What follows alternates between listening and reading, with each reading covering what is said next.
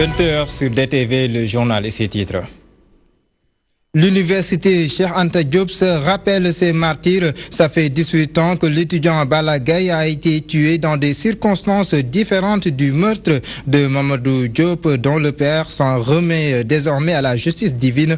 Vous l'entendrez dans cette édition. Professeur Amsatou Sow Sidibé, Idrissa Seck, l'union est scellée. La présidente de CAR, Lenen, se dit séduite par l'intérêt que porte le candidat de la coalition IDI 2019 au leadership féminin. Une journée sans pain, l'idée tarot de l'esprit des membres de la Fédération nationale des boulangers du Sénégal. Ils demandent une baisse drastique du prix de la farine pour éviter une telle situation.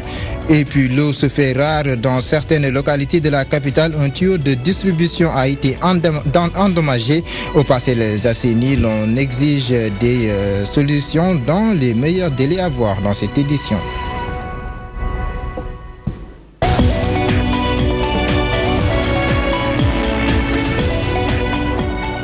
Bonsoir. Journée noire à l'université Cheikh Anta Diop de Dakar en hommage à l'étudiant Balla Gaye. Ce dernier, je vous le rappelle, est tombé au front en défendant les intérêts des étudiants. 18 ans après, l'émotion est toujours vivace sur l'espace universitaire. Par ailleurs, les étudiants n'ont pas oublié leurs camarades Feu Faloussen et Feu Bassirou Faye dans leurs prières. Ces étudiants réclament plus que jamais justice dans cet élément réalisé par Philomène Tine. Portant des t-shirts à l'effigie de Balla Gaye, 18 ans après, les étudiants de l'UCAD se souviennent toujours du 31 janvier 2001, date à laquelle leur camarade a été tué par la police suite à des revendications d'ordre social. Les étudiants de l'université Cheikh Anta Diop, les étudiants du Sénégal commémorent la journée des martyrs. Cette journée marque le décès de notre camarade Balla Gaye, qui, suite à des revendications sociales, a été lâchement tué par les forces de l'ordre. Donc aujourd'hui, c'est un jour mémorial pour nous étudiants. Une journée de prière, mais aussi marquée par d'autres activités. Depuis hier, nous avons organisé des louanges, des prières, des chants. Aujourd'hui aussi, il y avait un récital de Coran. Il y a aussi un échange entre étudiants, des flyers distribués, communiqués pour nos jeunes frères qui viennent d'arriver, le sens de cette journée. Nous comptons nous rendre à Tivaouane, visiter la famille. Ce jour est également dédié à Bassirou Faye et Faloussen, tous tués dans les mêmes circonstances. Le Balla Gaye en passant par Bassirou et jusqu'à Faloussen. Nous demandons justice pour notre camarade, car le président qui avait reçu tous les étudiants du Sénégal avait promis que la justice fera son travail. Ces étudiants réclament toujours justice. Ils estiment qu'il est temps que les bavures policières cessent. Autre étudiant, autre circonstance de décès, 7e anniversaire de la mort de Mamadou Diop. Cet étudiant tué en 2012 lors d'une manifestation anti-Abdoulaye Wade.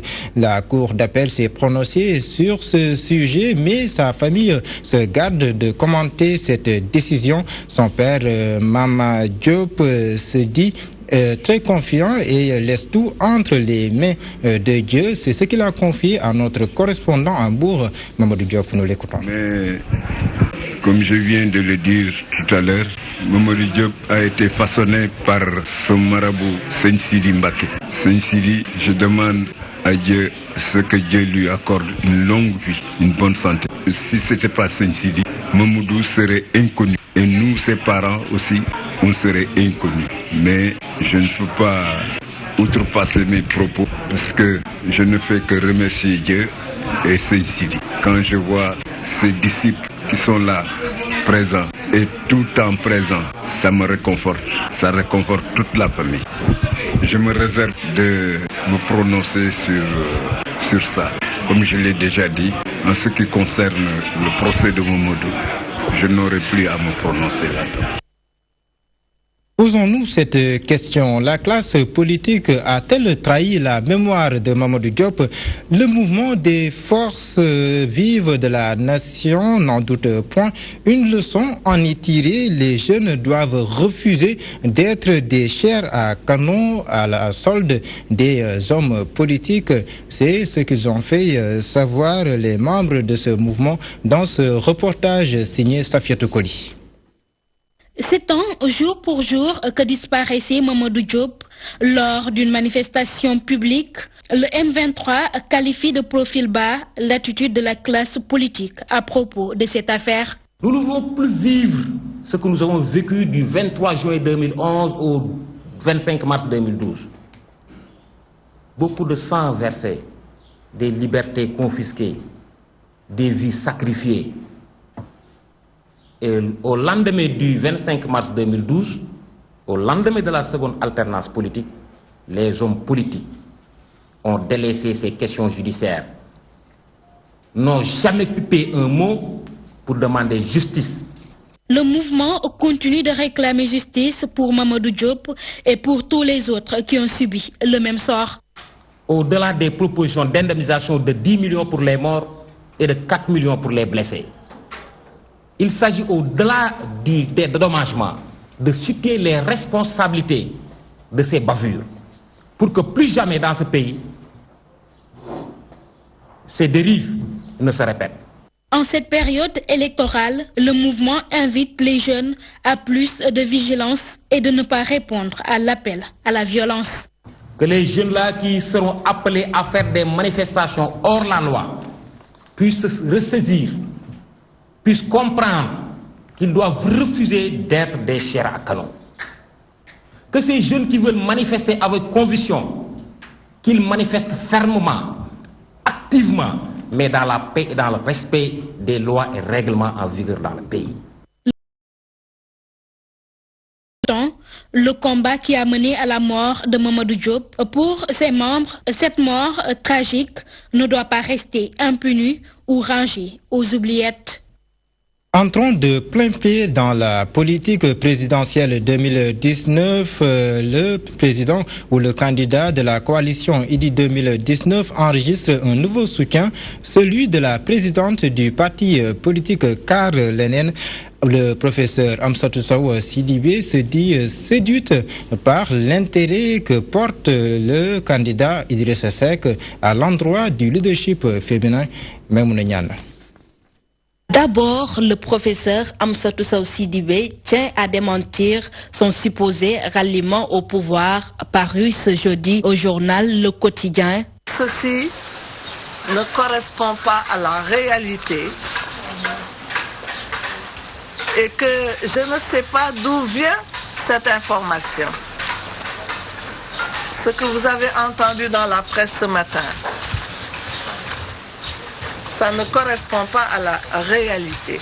Après concertation avec sa base politique, CAR Lenen choisit de soutenir pour la présidentielle de 2019 le candidat Idrissa Seck. Les raisons sont multiples. Un choix qui s'est imposé dans l'intérêt du Sénégal et pour un changement notoire.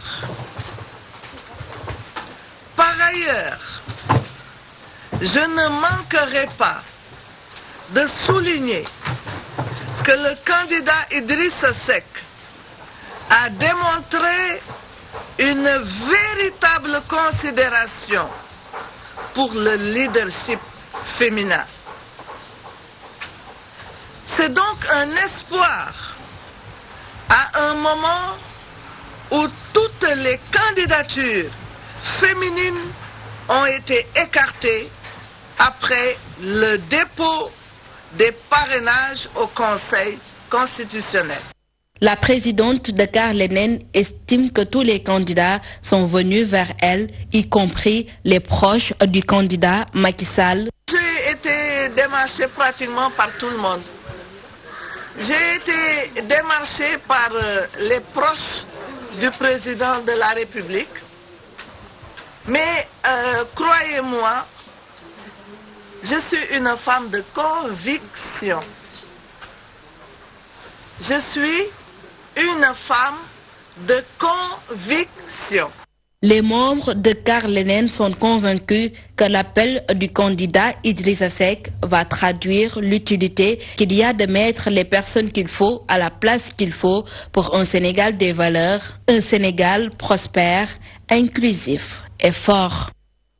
Le candidat du Parti de l'Unité et du Rassemblement étale son programme. Cheikh Issa Sall met en branle son pur sang, un programme articulé autour de 6 grands axes. Le professeur Cheikh Issa Sall, par ailleurs informaticien, révèle un système frauduleux dans l'organisation de la prochaine présidentielle. C'est ce que nous dit Aïda Benyas. Le candidat Elhadji Issa Sall a décliné son pur sang pour la présidentielle de 2019, un programme de 6 axes qui vise le développement humain.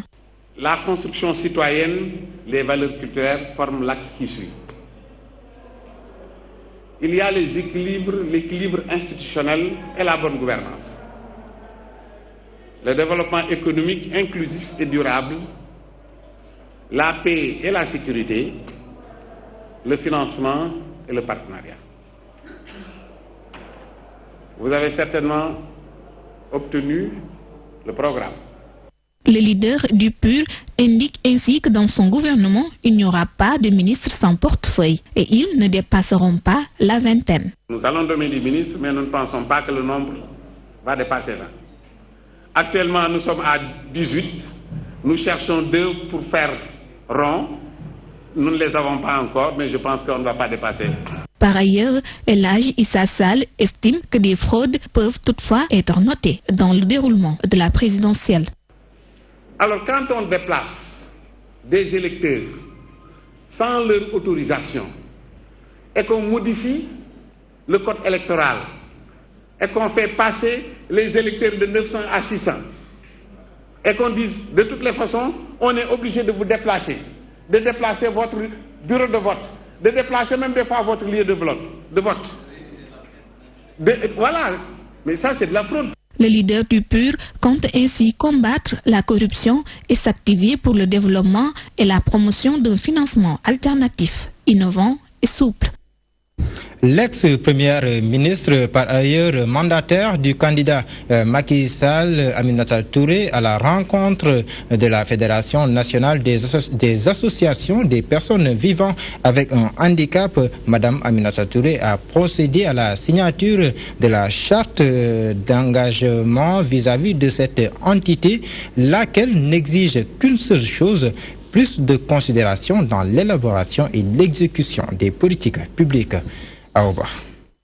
Après avoir procédé à la signature de la déclaration d'engagement des personnes handicapées, l'ex-premier ministre Aminata Touré compte appuyer ces personnes démunies à travers la carte d'égalité des chances et d'autres projets sont prévus. Nous avons signé sans réserve cet engagement-là parce que le président a, dès son arrivée, pris résolument des dispositions et des décisions qui ont touché la vie quotidienne de milliers d'handicapés.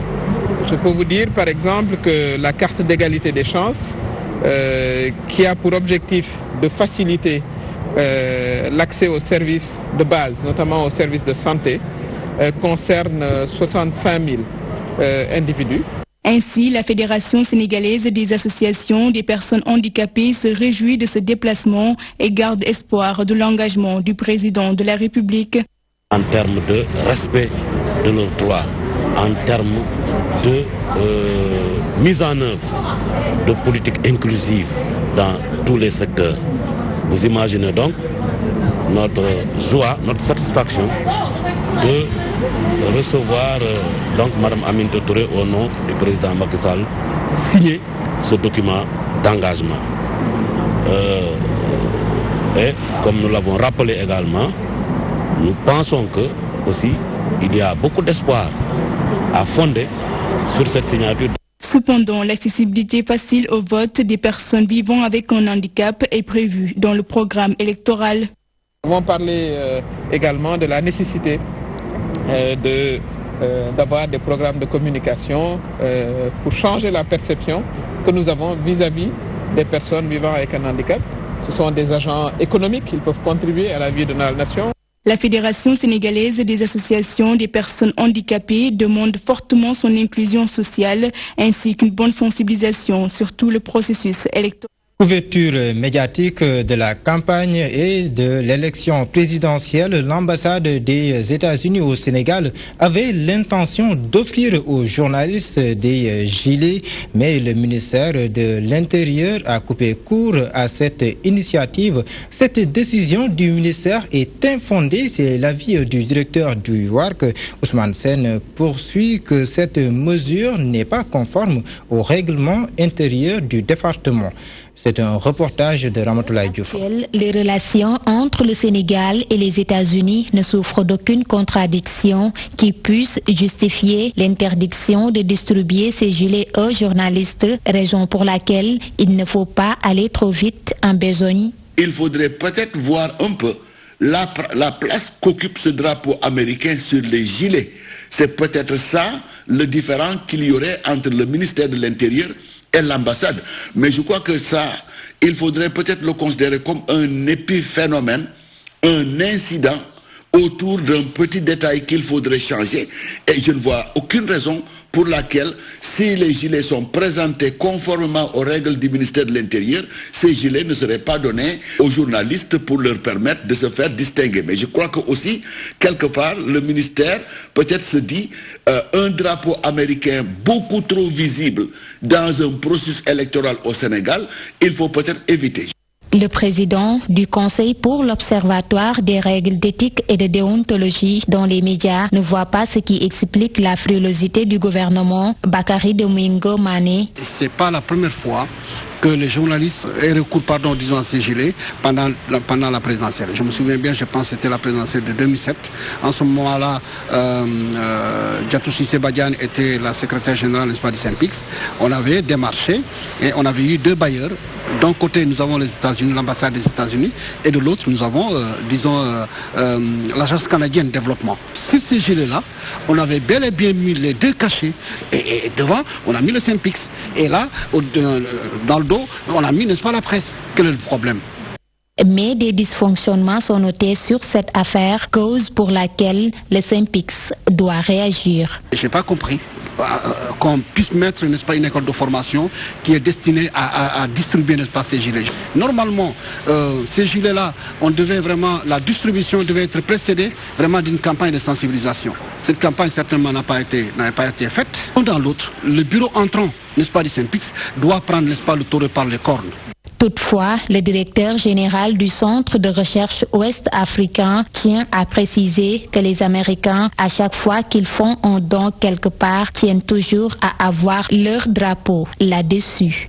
De la politique à l'administration, le building administratif porte désormais le nom de l'ancien président du Conseil Mamadou Dia. Cette infrastructure est financée à hauteur de 32 milliards de francs CFA. Elle vise à améliorer le service public à travers une administration moderne et efficace.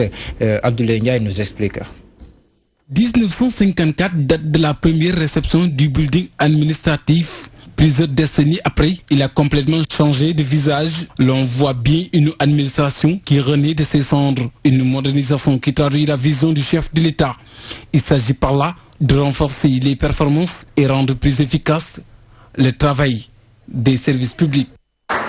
Mesdames et messieurs, la rénovation du building et la réalisation de nouvelles sphères ministérielles de Diamniadio. Ces infrastructures permettent d'améliorer les cadres de travail ainsi que les conditions de travail de nos vaillants agents de l'État. Elles participent aussi au renforcement des performances de l'administration et à l'amélioration de la qualité du service délivré aux usagers. L'œuvre est gigantesque, mais aussi à la fois symbolique. Cette infrastructure est un projet historique, puisque c'est ici où est bâtie les premières bases de l'indépendance du Sénégal. C'est dans ce building administratif que le premier mémorandum d'accord de notre indépendance a été rédigé. La construction du building administratif s'est faite au milieu du XXe siècle. Le nouveau building doit accompagner le Sénégal du XXIe siècle. Il y a beaucoup de notre pays dans cet ouvrage. L'hommage est fort à l'endroit d'un digne fils du pays, un serviteur de la nation. Il s'agit bien de Feu Mamadou Dia. Cet homme multidimensionnel méritait bien de la nation cette reconnaissance exceptionnelle. C'est dans cet esprit que j'ai décidé, au nom de la nation sénégalaise, de rendre hommage à ces illustres fils du pays, à travers le défunt président du Conseil des ministres, Mamadou Dia,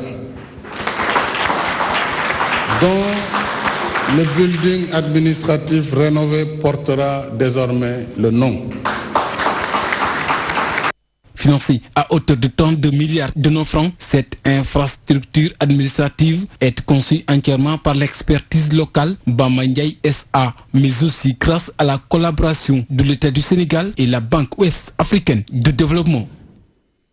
Une journée sans pain au Sénégal. La Fédération nationale des boulangers du Sénégal n'exclut pas cette option si l'État du Sénégal reste insensible à ces préoccupations. Ces boulangers proposent de nouveaux formats de pain et demandent la baisse du prix de la farine. Adam Bitey pour plus de détails. Pas de satisfaction sur leurs revendications après plusieurs mouvements d'humeur. Ces boulangers soutiennent que l'État n'a aucune considération à leur égard. Nous sommes fatigués face au mutisme de l'État du Sénégal. Sénégalais, il faut que vous compreniez, nous les boulangers, nous voulons votre sécurité.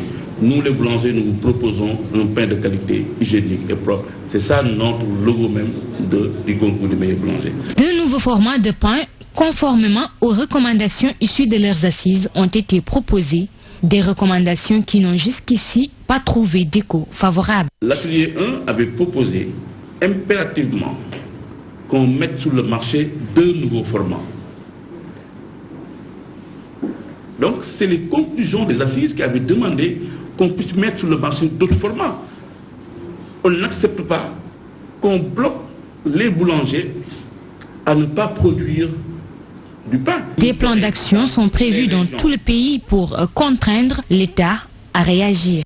En collaboration avec les autres boulangers de RBS, nous avons décidé de faire des journées sans pain graduellement dans toutes les régions du Sénégal.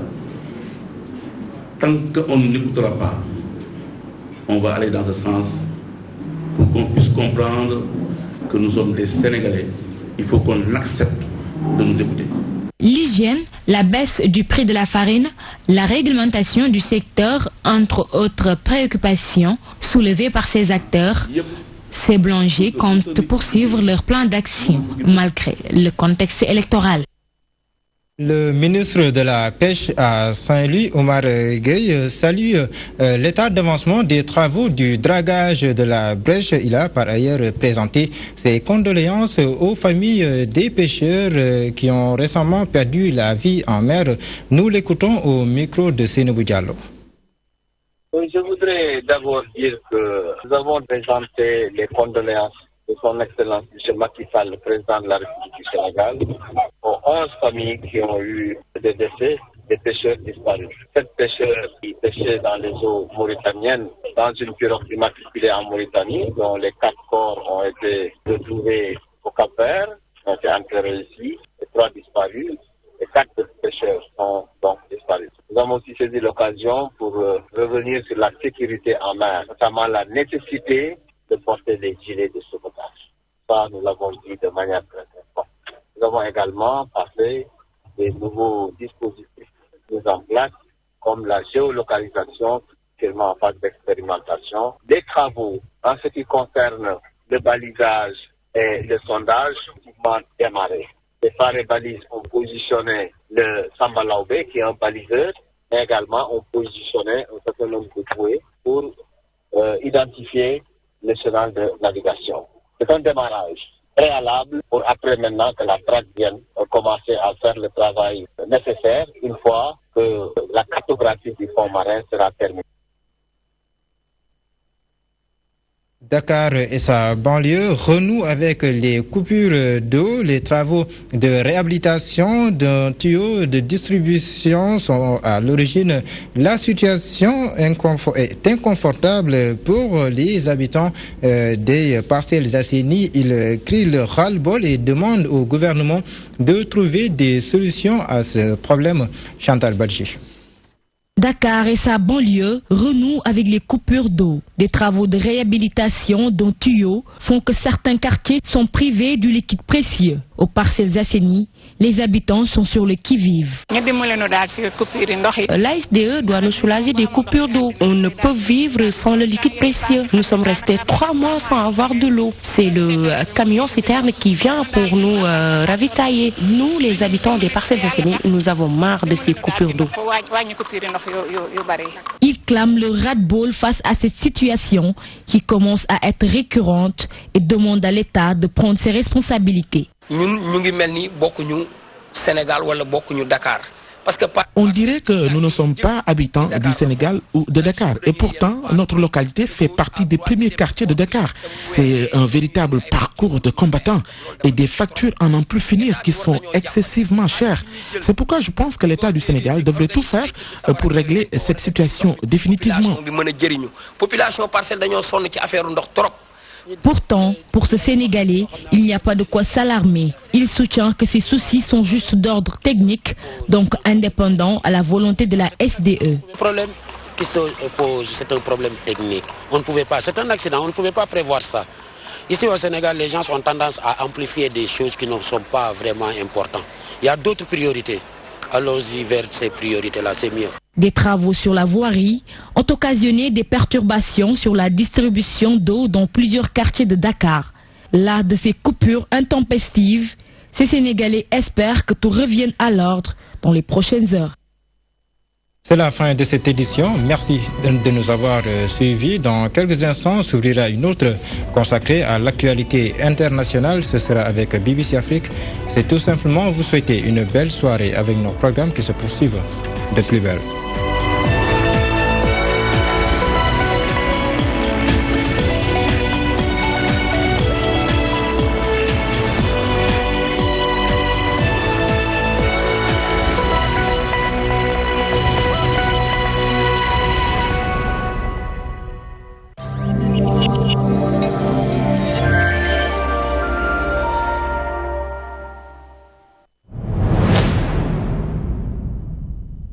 Bikini Production DTV ñoo lëkkaloo ngir andil leen film bu bees bu tudd Bés. Bés film la bu ñu leen di présenté ngir bégal leen yee leen jàng ak jàngale tamit.